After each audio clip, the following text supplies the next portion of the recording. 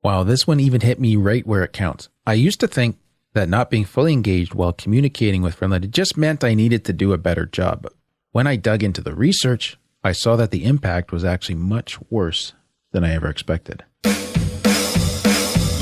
Welcome to the Only You Forever podcast. If you want to build a thriving, passionate marriage, we've got the research, the truth, and the answers you've been looking for. And now, here are your hosts, Caleb and Verlinda Simone Gendel. Hey everybody, this is episode number 42, and we're going to be talking about the number one thing our audience wants to improve. Yes, that's right. Well, that's what we heard from them on our last survey. And when we ask people the question, they still say the number one thing is, drum roll, communication. Communication. That's a really good drum roll. Thank you. So we talked about this a little bit in episode 40, where we talked about the 4 critical habits to improve your love for each other. And one of those was everyday talking and sharing.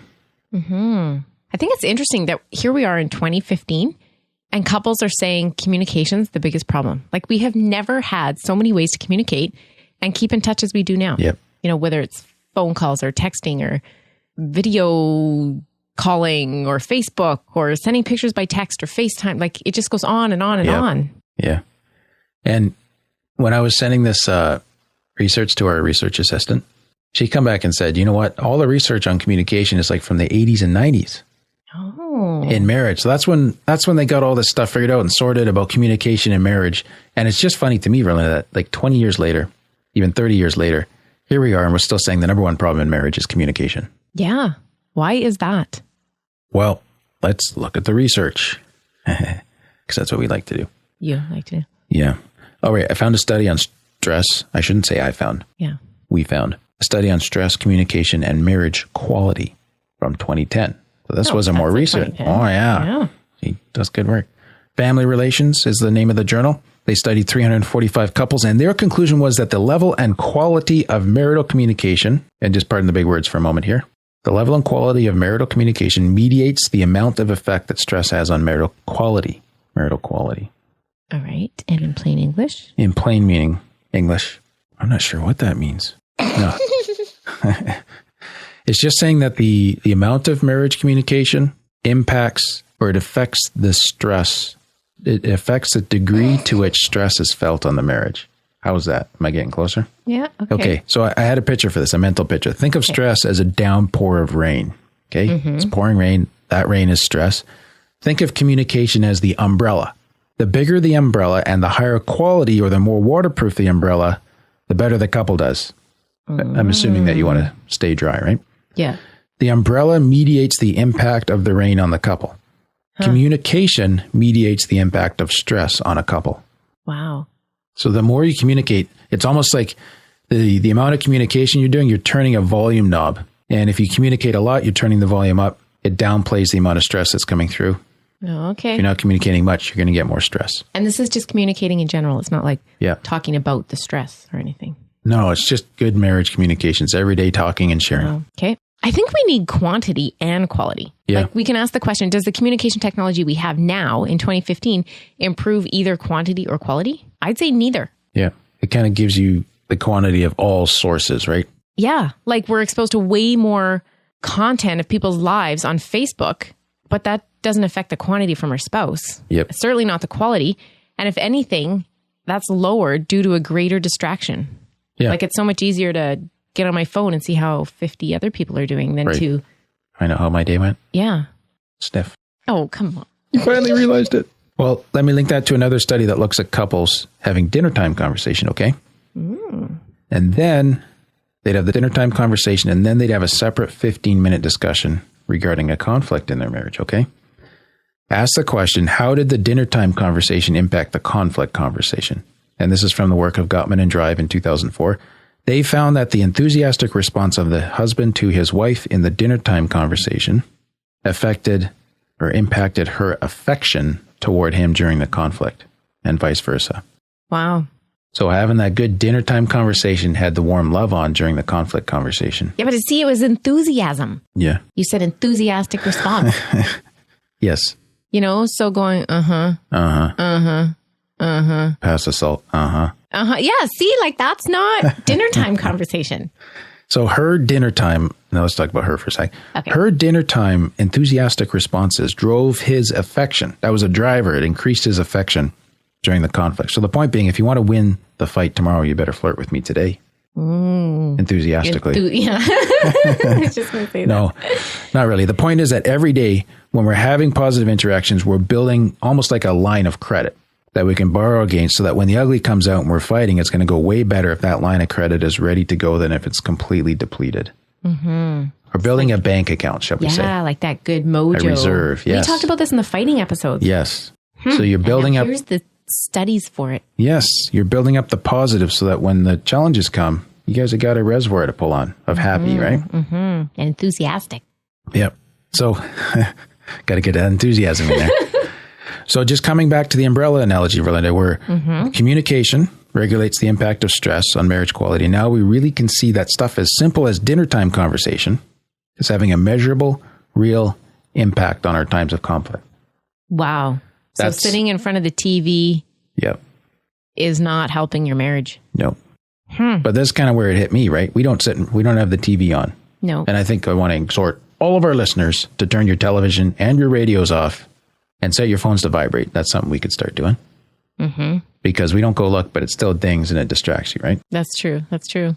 And practice the art of being fully present at dinner time or supper time, whatever you call it. Yeah. But this is the part where it hit me, right? Because I can still be processing my day at work or thinking through stuff in business or some other challenge that we're facing. And I'm sitting at the table and I'm not really present with the conversation. Oh. That's where it struck me, right? Yeah. That's why we need an enthusiastic response. Well, engagement plus enthusiasm. Yes. Yeah. Yeah. Interesting. So I think that begs the question though. Yeah. What happens when we're not fully engaged? Like you're sitting there, that's great. Yeah. And we have a conversation going on, but if I'm not fully engaged, I think it's easy to think that it's just not enough. Yeah. Of a good thing. Oh, well, it's not as awesome as it could be. Yeah. Right. Yeah. And that's kind of where I was at. And this is another part that hit me, right? So here, there's another piece of research by Wagner in 2005 in the Journal of Social and Personal Relationships. They looked at 53 married couples and asked the question, what happens when one of the spouses does not stay fully present while communicating? And he found that the effect of not engaging properly actually had the effect of disconfirming the other spouse's identity, which, in other words, left the other spouse feeling like they were not being understood. And not being understood leads to thoughts that my position is not verified, like my thoughts on the matter, and actually leads to disconfirming my identity. And it's kind of psychobabble there, but it's saying that if you ignore me, you're sending a signal that says, the part of me I really want you to see is not worth seeing. That was the gut punch for me. Yeah. Because it's one thing to sit and say, I should try and be more engaged at supper time. It's another thing to say, my not being engaged at supper time is disconfirming your identity. It's telling you that you're not worth seeing or listening to. Yeah. Powerful stuff, hey? Yeah. So there's some major outs that comes from just not being fully engaged. It's not like you forgot to add the salt, but the dish still tastes okay. It's like the absence of any engagement is acidic. It's corrosive to the relationship because it's undermining your spouse's sense of identity. That's powerful stuff. That is. Wow. So not only do you need to be fully engaged, but you need to be like enthusiastic in your response. Yes. I really like that enthusiastic response bit. Yeah, I sense that. You're really enthusiastic about it. Yeah, my identity feels so confirmed. Okay. Yeah. So that's a good take home for me. And I hope that's been helpful to you as well. We want to just ask you to consider that for your marriage. Are you fully present at dinner time, at supper time, in the conversations that you have day by day? And I'm even thinking for London, my conversations with my daughters. I was thinking kids too. Yeah, the whole 9 yards, right? Yeah. So I know, Verlinda, after I assembled the research on this into the content that we just gave on the episode here, I actually had to stop and pray and ask God for help to be more present because, like we alluded to, when I'm not engaged, it's easy for me to think just, well, I could do better. But to be actually confronted with data that says, no, this is hurting your marriage and your relationship with your daughters, well, that really, really spoke to me. Yeah, absolutely. Well, thanks for listening. You can get the full show notes at oyf.link/42. And if communicating is as important to you as it is to our other audience members, make sure you check out our Talk to Me 101 e-course. So that is a communications course for smart couples. I teach you everything you need to know to become very effective communicators as a couple. You can take that course together. It's a series of short, powerful video lessons. And you can check that out at talktome101.com. The way you get into that course is to sign up for a free webinar that we're hosting. And you'll find all of those details on that website at talktome101.com. Thanks, and we'll see you next week. Thank you for listening to the onlyyouforever.com podcast. Please help us reach and influence a wider audience by rating and reviewing our podcast at onlyyouforever.com/love. Thanks for listening, and we'll see you next week.